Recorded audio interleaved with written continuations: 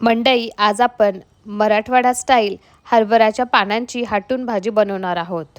खायला खूपच भारी लागते। व्हिडिओ शेवटपर्यंत नक्की पहा।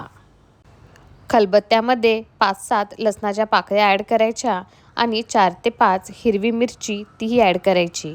ह्या भाजीमध्ये कुठेही आपल्याला लाल तिखटाचा वापर नाही करायचा, त्यामुळे हिरव्या मिरचीचा वापर आपण जास्त केला तरीही चालतो।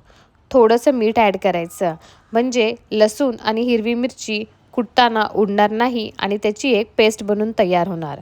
खूप फाईन पेस्ट नाही बनवायची, ओबडधोबड अशीच आपल्याला पेस्ट बनवून तयार करायची। 1 वाटी हरभऱ्याची पानं घ्यायची। ही हरभऱ्याची पानं वाळलेली असतात, ह्यालाच आपण हरभऱ्याची भाजी म्हणतो। खूप छोटी छोटी पानं असतात ही। मोस्टली मराठवाड्यामध्ये जेव्हा हरभरा निघतो तेव्हा ही झाडाची पानं वाळून घरी भाजीसाठी वापरली जातात।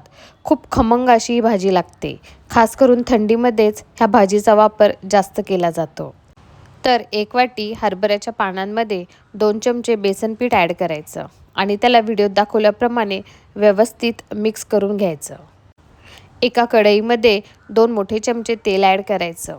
तेल व्यवस्थित गरम झालं त्यानंतर 1 चमचा मोहरी आणि मोहरी व्यवस्थित फुलली त्यानंतर 1 चमचा जिरे आणि ह्याच स्टेजला आपण जे वाटण बनवून तयार केलं होतं लसूण आणि हिरवी मिरचीचं, तेही ॲड करायचं।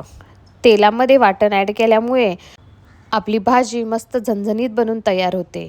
हे हिरवी मिरची आणि लसणाचं वाटण तेलामध्ये छानपैकी परतून घ्यायचं।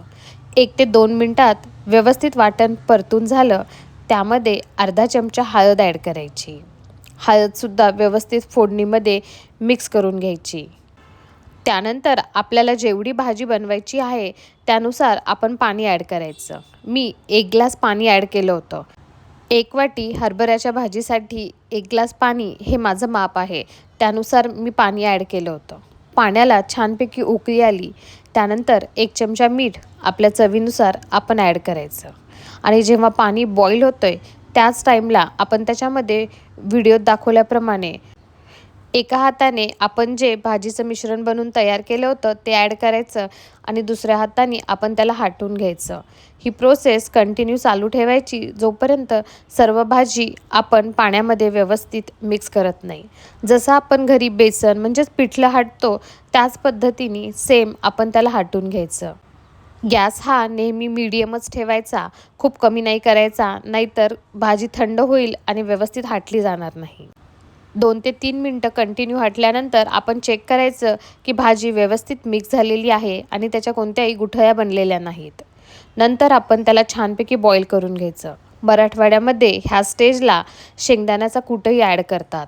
एकदम ओबडधोबड असा कूट ॲड केला जातो, परंतु कूट ॲड केल्यानंतर भाजीचा थोडा झणझणीतपणा कमी होतो, पण खायला तशी पण खूप भारी लागते। मला झणझणीतपणा बिलकुल कमी नाही करायचा, त्यामुळे मी ह्या ठिकाणी शेंगदाण्याचा कूट ॲड केला नव्हता। तुम्ही ॲड करू शकता, ते कम्प्लिटली ऑप्शनल आहे। तुम्ही ही भाजी ह्या हिवाळ्यामध्ये नक्की ट्राय करा आणि मला कमेंट करून कळवा की तुम्हाला ही रेसिपी कशी वाटली। Thank you.